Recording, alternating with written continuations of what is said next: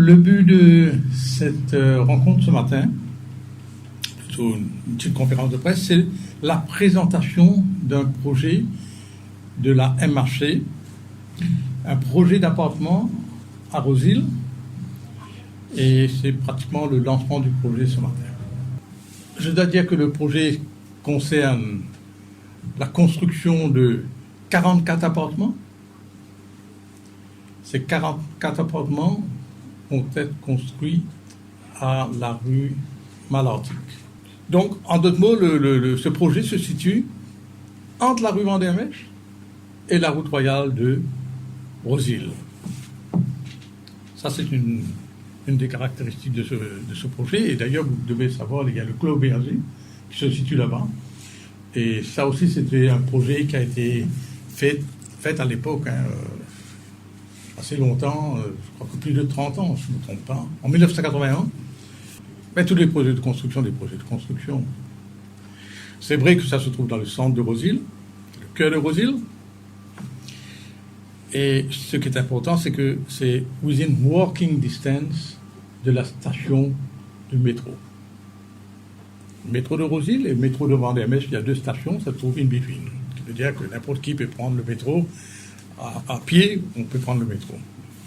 Ensuite, ce qui est plus important encore, c'est que de nos jours, n'importe quel projet qu'on fait, il faut qu'on s'assure que les gens qui vont habiter les résidents de ces appartements ont les aménités nécessaires. Et là où ça se situe, ce projet-là, il y a les pharmacies, il y a la quincaillerie, il y a la boulangerie, il y a les médecins. Il suffit de penser, vous allez voir que tout se situe within walking distance. C'est ça une des particularités en ce qu'il s'agit de la situation du projet.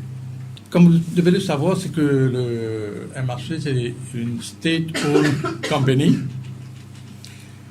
Donc, as a state-owned company, nous devons avoir une cohérence par rapport à l'activité gouvernementale.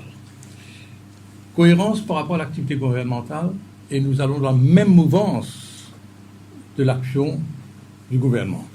La MHC, notre projet, c'est encourager la construction d'une part, et d'autre part, contribuer dans le logement de l'île Maurice. C'est vrai que notre clientèle n'est pas nécessairement la même. Disons que les 12 000 logements concernent surtout le Low Income Group, certainement un peu le Middle Income Group, mais notre projet concerne surtout le Middle Income Group ou Upper Middle Income Group.